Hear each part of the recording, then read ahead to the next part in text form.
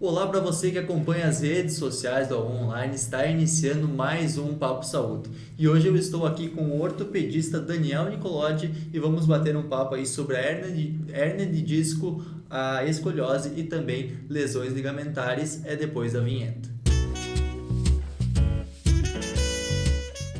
O que é mais importante para você? A sua saúde. Cartão Saúde Santa Mônica. Com o pagamento anual, você terá descontos em especialidades médicas, exames, cirurgias, procedimentos médicos. Você também recebe diversos benefícios, como fisioterapia, farmácias, psicologia, estética, óticas e academias. A melhor tecnologia à sua disposição. Cartão Saúde Santa Mônica. Um novo jeito de cuidar de você.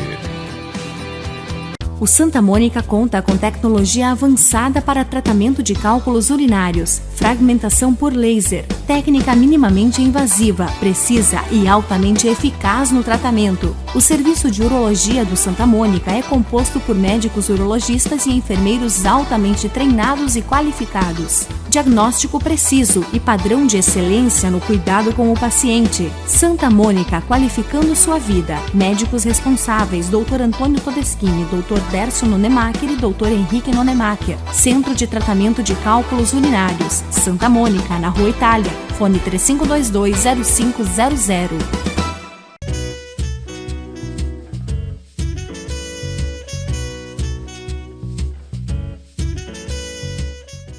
Então, doutor, seja muito bem-vindo aqui ao estúdio do Online e vamos conversar sobre esses temas tão importantes da ortopedia. Bom dia, Vicente. Bom dia, público do Online. É um prazer estar aqui com vocês. Tenho certeza que vão conversar, bater um papo aí e, quem sabe, esclarecer algumas dúvidas aí dos ouvintes.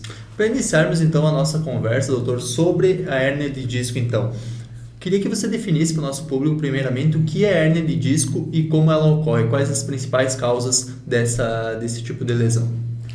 A hérnia de disco, como o próprio nome diz, é uma herniação do disco. O disco é uma espécie de um amortecedor que nós temos entre as vértebras de toda a coluna vertebral, desde a primeira vértebra cervical até na junção da coluna com a bacia. E ele permite o amortecimento do trauma, compressão entre um osso e outro, e permite que a gente tenha flexibilidade. E por diversas razões pode acontecer uma lesão nesse disco, um rompimento da parte externa desse disco, e o núcleo, que é mais gelatinoso, acaba protuindo e comprimindo estruturas importantes que passam por ali, que são as raízes nervosas ou até mesmo a medula espinhal. E aí pode gerar uma série de inúmeros sintomas. E quais são os principais sintomas que denunciam o surgimento de uma hérnia de disco? A hérnia de disco, em especial, a herniação do disco, ele vai comprimir principalmente as raízes nervosas que saem da coluna e vão, no caso da coluna cervical, para os membros superiores, no caso da coluna lombar, para os membros inferiores. E é uma dor bem característica, geralmente é uma dor irradiada, uma dor que desce para a perna, passa pela região glútea, vai para a perna, pode doer até o pé, ou pode doer o pé, não tem necessariamente ser uma dor que seja contígua até o pé. Então não dói só na coluna, né? Ela pode irradiar para os membros inferiores. Não, quando é hérnia de disco em especial, a característica principal da dor é uma dor irradiada, que ela vai para o braço até a mão, no caso de uma hérnia de disco cervical, ou irradia para todo o membro inferior, às vezes até o pé, no caso de uma hérnia de disco lombar. É importante estar atento a isso, né? Porque as pessoas pensam, estou com dor nas pernas, não vai ser algo da coluna, né? Não vai ser... Isso inclusive, às vezes a gente tem que despender um pouquinho de tempo e explicar aos pacientes que muitas vezes a queixa de dor é numa perna ou num braço, e tem que explicar que, embora a dor seja no braço ou na perna, às vezes a dor não é onde a dor está se apresentando, é mais para cima, na coluna cervical ou na coluna lombar. E quais são os possíveis fatores que desencadeiam o surgimento de uma hérnia de disco, doutor? E como as pessoas podem trabalhar para que isso não aconteça, né? Prevenir o surgimento, o aparecimento dessa hérnia? A gente poderia dividir em dois grandes fatores, que são os fatores traumáticos e os fatores degenerativos. Os traumáticos geralmente têm um fator violento desencadeando, pode ser desde erguer um peso, um trauma, uma pancada, que faz uma compressão na coluna e essa força tem que escapar para algum lugar e acaba num ponto mais fraco desse disco, lesionando e protuindo, fazendo a protrusão discal. Ou degenerativo, que isso é uma situação que todos nós vamos ter. Uns vão ter antes, outros vão ter depois, mas faz parte do nosso envelhecimento. Com o passar do tempo, o disco vai desidratando e, por consequência, ficando mais frágil e podendo chegar a ter essa lesão. E acontece realmente essa fragilidade do disco acontece para todos durante o processo de envelhecimento, em algum momento da vida? Isso acontece para todos. Isso é uma coisa que ainda não temos solução, isso faz parte. Como eu falei, uns antes, uns depois, uns de maior e outros de menor intensidade, mas isso faz parte do envelhecimento humano. Mas todos vão ter hérnia de disco em algum momento? Não é isso que eu estou dizendo. Eu estou dizendo que ocorre uma degeneração do disco, ele vai ficando mais desidratado, com uma desidratação normal com o passar do tempo, e isso leva a um enfraquecimento. Mas não necessariamente ele vai levar a uma hérnia de disco. Se torna mais suscetível à possibilidade de acontecer. As lesões, exatamente. E assim, você falou sobre a possibilidade de ser um estresse traumático, né? Então, via levantamento de peso, isso pode acontecer. Esse levantamento de peso, ele pode ser recorrente, né? Várias vezes que vai desgastando o músculo, o disco, ele vai levar a essa lesão, essa hérnia de disco, ou tem que ser alguma lesão, tipo algum levantamento específico em alguns momentos que causa esse problema? Há uma linha tênue. Vamos citar 2 exemplos. Uma pessoa que vai na academia e malha pesado, faz exercícios que forçam a região lombar, por exemplo, agachamento, leg press, entre outros. Isso, com o decorrer do tempo, como tu falou, pode ir levando a um enfraquecimento da região, mas ao mesmo tempo o exercício orientado de forma gradual, ele vai fortalecendo as estruturas ao redor, a musculatura, os ligamentos. Uma pessoa que faz isso, obviamente, faz alongamentos também. Então, esse tipo de exercício protege. Como tu perguntaste antes, isso é uma das principais formas da gente proteger e evitar uma lesão tardia. Mas é um exercício isolado, uma pessoa que não tem um treinamento, por exemplo, e vai erguer um peso sem estar com o corpo aquecido, vai erguer um bujão de gás, por exemplo, que me veio na cabeça agora, e faz a força na coluna, aí, de forma aguda, pode desencadear uma lesão. Mesmo no único episódio? Mesmo no único episódio. Não necessita ser dessa forma recorrente de estar realizando esse levantamento de forma errônea. E existem também pessoas que trabalham fazendo exercício, fazendo esforço físico. Construção civil é muito... Construção civil, por exemplo. Então, é um pouquinho diferente o trabalhador da construção civil, que faz exercício todo dia, e uma pessoa que vai na academia e faz um exercício orientado, adequado, com movimentos corrigidos pelo preparador físico, pelo educador físico, pelo fisioterapeuta. Essa pessoa, em geral, vai ter uma proteção maior com o exercício físico. Ao contrário de um trabalhador braçal, que às vezes faz exercício de 5 minutos, ele vai fazer outra atividade, daqui meia hora ele vai fazer um agachamento e erguer um peso, o corpo já teoricamente esfriou. Então, o exercício de maneira adequada, ele serve como protetor. O exercício físico isolado, às vezes mal feito, mal orientado, esse sim é um fator causador, muitas vezes inclusive de hérnia de disco. E doutor, existem diferentes tipos de hérnia de disco ou é hérnia de disco ponto? A hérnia de disco por si só a gente pode definir como uma só, mas existem características diferentes, principalmente da onde ela vai comprimir aquelas estruturas que eu disse, que são as raízes e a medula vertebral. Se ela vai mais para o lado direito, a pessoa pode ter sintomas só na perna ou no braço direito. Se ela vai mais para o lado esquerdo, ela pode pegar só a raiz do lado esquerdo e a pessoa vai ter sintomas do lado do membro afetado que a hérnia está.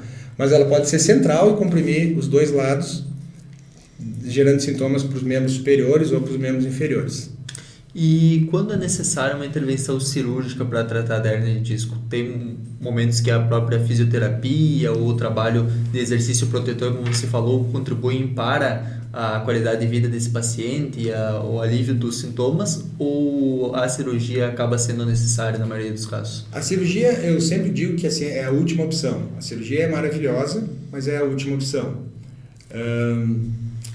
Sempre se deve iniciar, eu costumo explicar aos meus pacientes que existe uma escadinha de tratamento. A gente começa tratando aquela fase aguda da dor, dos sintomas que estão atrapalhando mais o paciente, tentar desinflamar essa hérnia, porque além da estrutura física, a hérnia fisicamente ela tem um volume que comprime as estruturas nervosas. Além disso, aquela compressão ali, aquele volume estando em contato com a raiz nervosa, causa uma reação inflamatória local. Isso também causa um edema local, um inchaço local. Isso às vezes a gente não enxerga, por exemplo, numa ressonância magnética, a gente enxerga a hérnia, mas a gente tem que saber que ao redor daquela hérnia que nós estamos vendo ali, também tem uma situação toda de tecido inflamatório. Isso a gente consegue, felizmente, com medicações, diminuir esse processo inflamatório. Então já reduz aquela pressão e na grande maioria dos casos os sintomas também diminuem bastante. Primeira linha de tratamento, então, medicamentoso para diminuir o processo inflamatório. Podemos dispor também de auxílio de relaxante muscular, que a musculatura ao redor, por essa compressão, também fica mais tensa, então isso ajuda a paciente a relaxar, a dormir melhor. E a fisioterapia, isso é fundamental, esses três, medicamento, fisioterapia. Esse é o primeiro passo da linha de tratamento. E felizmente, a grande maioria dos pacientes conseguem sair da fase aguda da dor com medicação, fisioterapia, e aí no segundo passo vem a parte de reabilitação mesmo, alongar a musculatura, fortalecer a musculatura. Aí a gente já está vendo um cenário de meses de evolução. Isso não sendo suficiente, o paciente persistindo com sintomas, ou até mesmo sintomas sendo agravados, além da dor, a dor irradiada, aparecimento de amortecimento, de perda de sensibilidade na perna, no pé, ou pior ainda, perda de força. O mais comum na perna, por exemplo, a gente perder a habilidade de puxar o dedão para cima ou puxar o pé para cima. Os pacientes se queixam: doutor, eu estou perdendo o chinelo, não consigo caminhar de chinelo. Isso já é um sintoma que alerta um pouquinho, que já nos mostra que está havendo uma perda, inclusive, da musculatura. Uma gravidade maior da... Aí, nesses casos, tendo sido feito todo o tratamento conservador e não obtido sucesso, aí o tratamento cirúrgico entra. Uma ressalva, existem ainda, são pouca porcentagem, mas existem herniações grandes que já no primeiro momento dão sintomas além de dor, perda de força e parestesia e uma incapacitação bem grande. Nesses casos, às vezes, a cirurgia é indicada, mas é a minoria dos casos. Aquele que fez o tratamento conservador e mesmo assim, depois de um período sem sucesso, aí se pensa na cirurgia.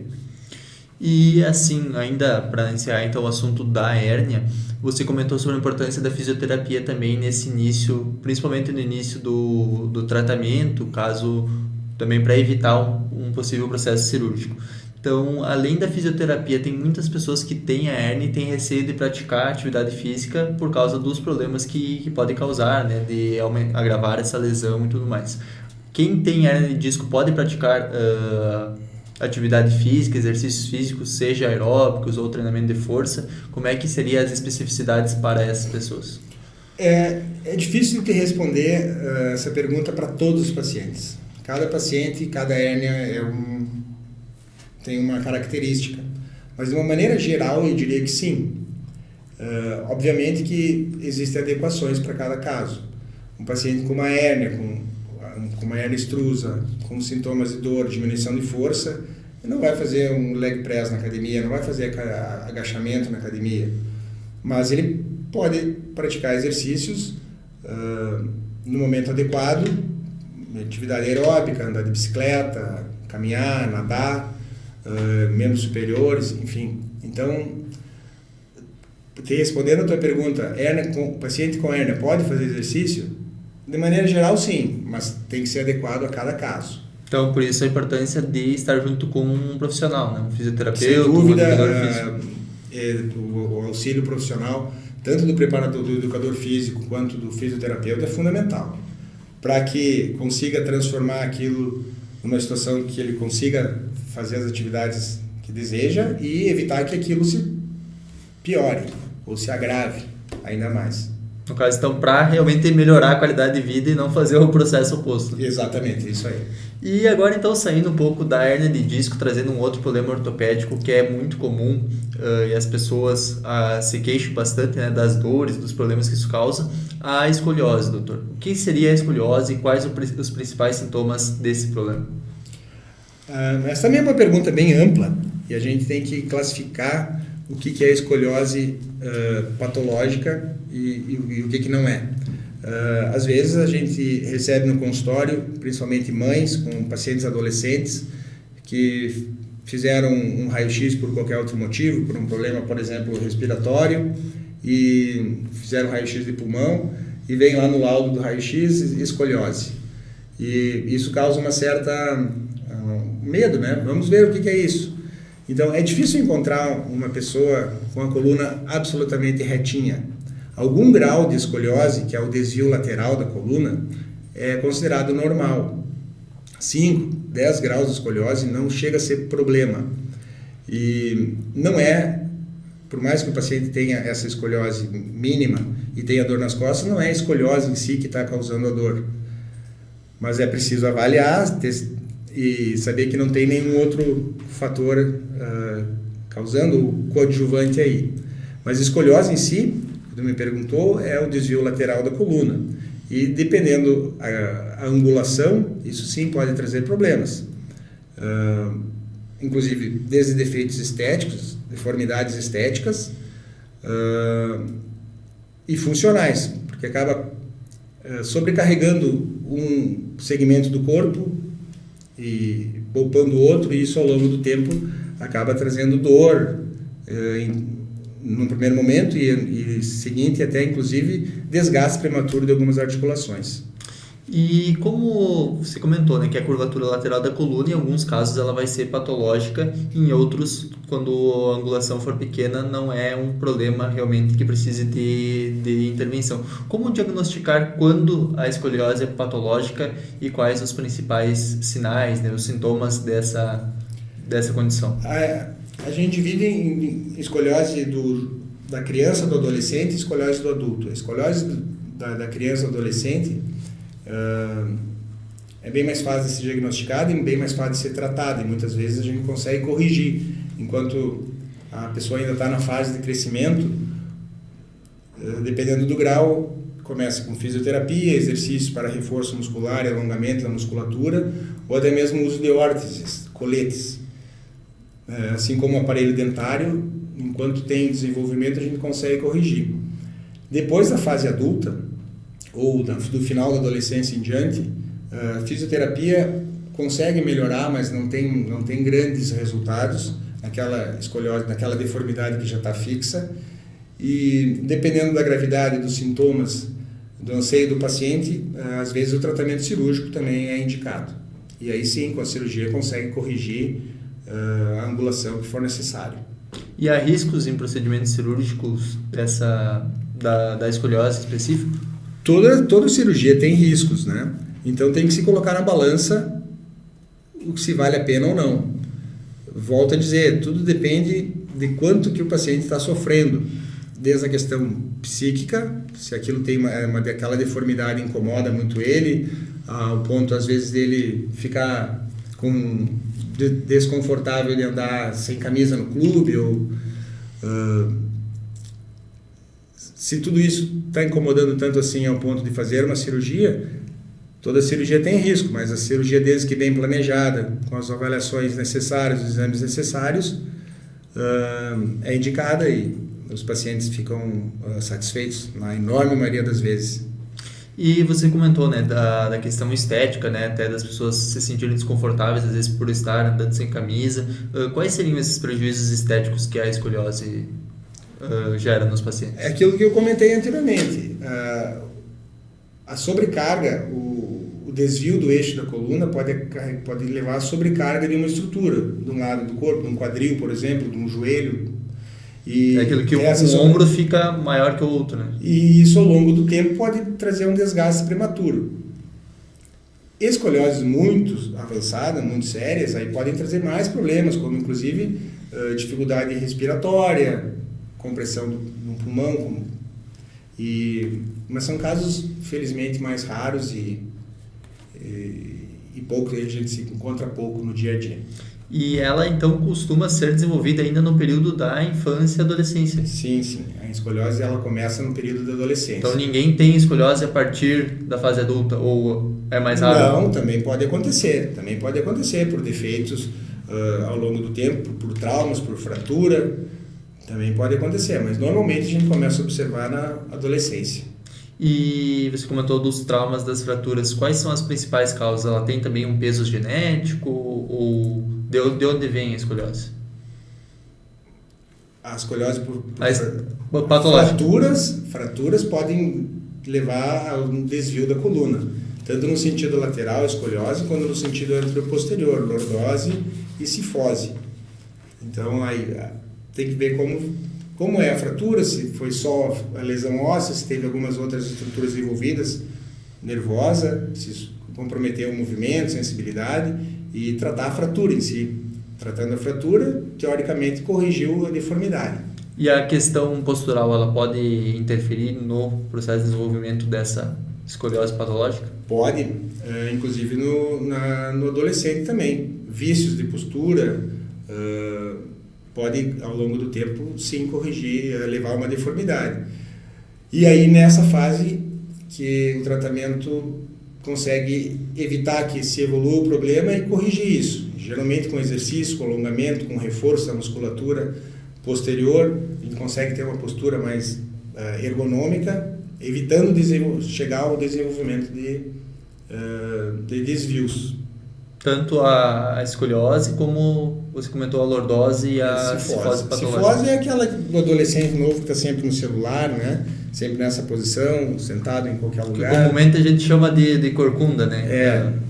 Coloquialmente falando. Completamente prevenível e evitável se observado cedo e feito as correções, reforço, alongamento muscular, para não deixar que isso se estabeleça. Então, de uma forma geral, essas curvaturas irregulares da coluna são desenvolvidas ainda na adolescência, na infância e na adolescência, de uma forma geral, você consegue perceber. Correto. E passando então agora para o nosso terceiro tema, doutor, falando de lesões ligamentares, também é algo muito comum, principalmente a gente vê atletas, né, jogadores de futebol sofrendo muito com lesões nos ligamentos. Queria que você primeiro conceituasse para o nosso público o que são os ligamentos e quais as funções deles no nosso corpo, as principais funções. Essa é uma pergunta que a gente podia conversar a tarde inteira aqui, a manhã inteira. São temas amplos, né? Eu peço para resumir um pouquinho para nosso público entender bem. Os ligamentos, de uma maneira geral, eles são estruturas que unem as articulações, estabilizam as articulações. Existem articulações que têm uma amplitude maior de movimento, como por exemplo a articulação do ombro, que são suscetíveis a lesões ligamentares. E outras articulações com menos movimento, por exemplo o tornozelo, mas que tem um estresse maior, porque carrega todo o peso do corpo. Então, cada articulação tem uma estrutura própria de ligamentos que fazem a função mais adequada para aquela articulação. Umas têm que ser mais rígidas e mais fortes, outras têm que ser mais amplas, que tenham mais estabilidade para permitir uma amplitude maior de movimento. Então, basicamente, os ligamentos são estruturas super importantes que dão estabilidade às articulações. Você comentou sobre os ligamentos do ombro, né, que são bem suscetíveis a lesões. Eu queria que você comentasse a sua prática clínica, além então dos ligamentos ali da região do ombro, e quais outros você percebe maior ocorrência, né? Quais são as lesões mais comuns de ligamentares? Na minha prática clínica, eu atendo, a maior parte dos meus pacientes são relacionados a problemas do ombro e da mão.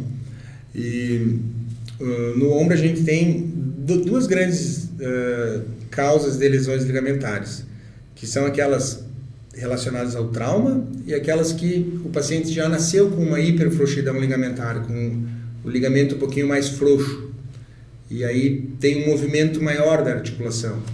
E às vezes essa hiperfrouxidão ligamentar faz com que a junta seja um pouquinho frouxa, e isso ao longo do tempo pode causar dor.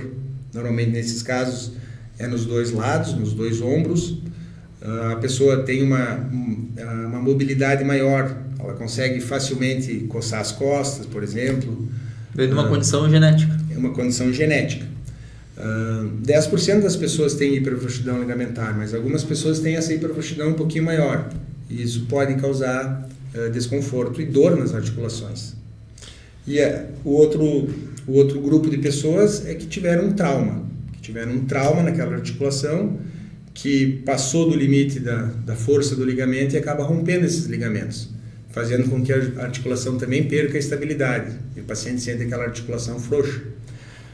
Eu diria que aí as que são mais comuns seriam o ombro, a lesão ligamentar do joelho, né? Ligamento cruzado anterior e posterior, que é uma lesão, eu acredito que seja mais comum nos esportes. Nas lesões ligamentares do tornozelo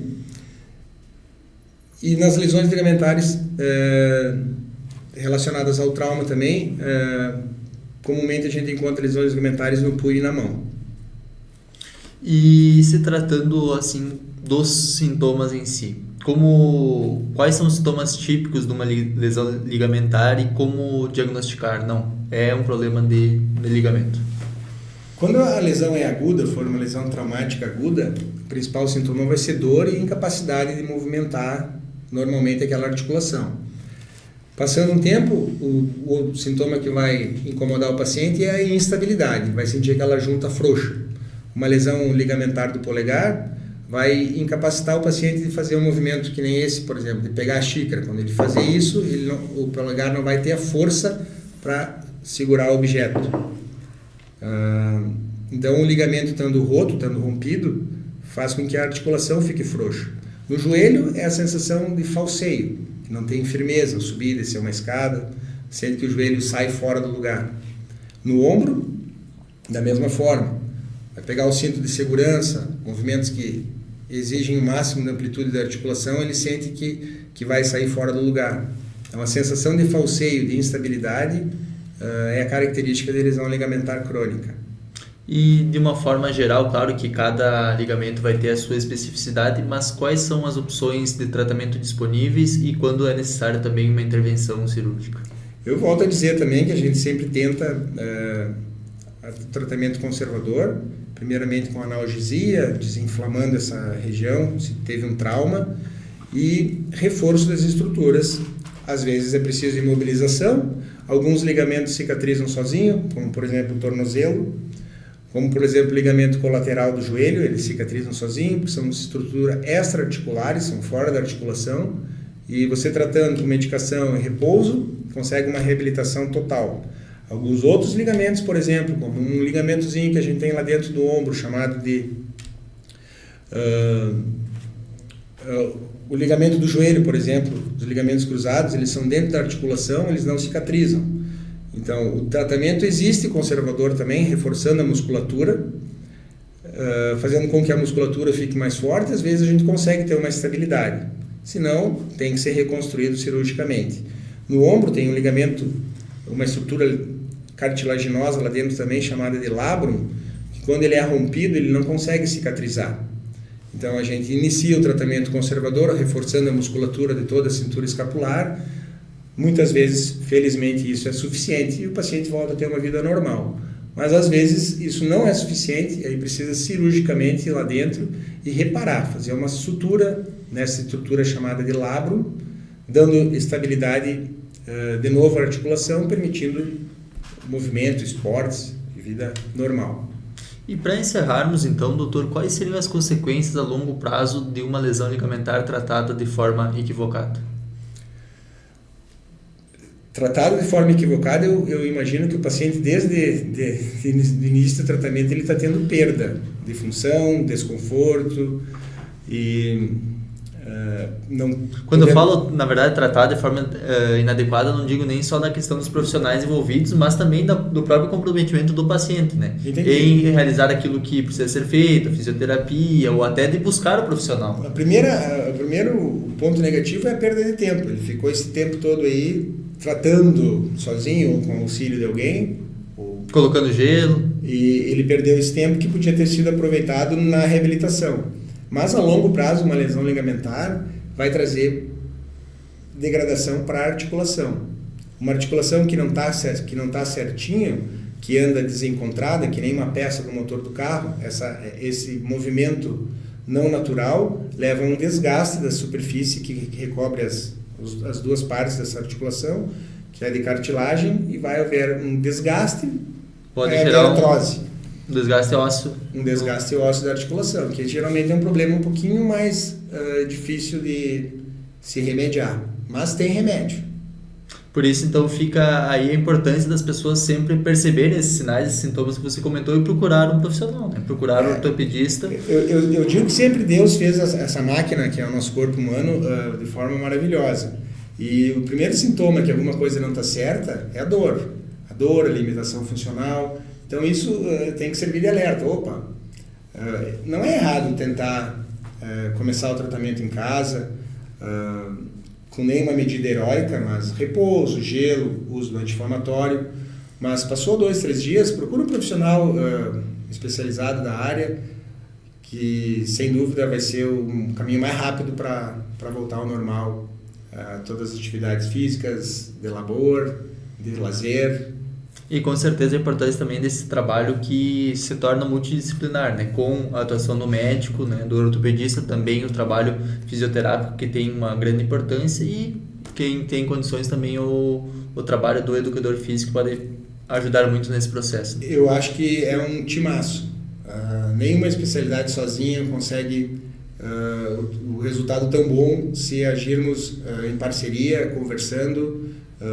É muito interessante o contato do médico com o fisioterapeuta, com o professor de educação física, e adequando cada caso àquela situação. O resultado, sem dúvida, é muito melhor. A gente percebe muito isso nos atletas, né? Que tem uma lesão ligamentar, por exemplo, e consegue ter uma recuperação muito rápida. Claro, e toda a estrutura por trás deles. Pelo preparo físico deles também, mas por todo esse suporte, né? Dessa equipe que envolve fisioterapeutas, nutricionistas, médicos, enfim, toda uma equipe de saúde, né? Então, com certeza, quando tem esse suporte, esse apoio profissional, a recuperação é muito mais rápida.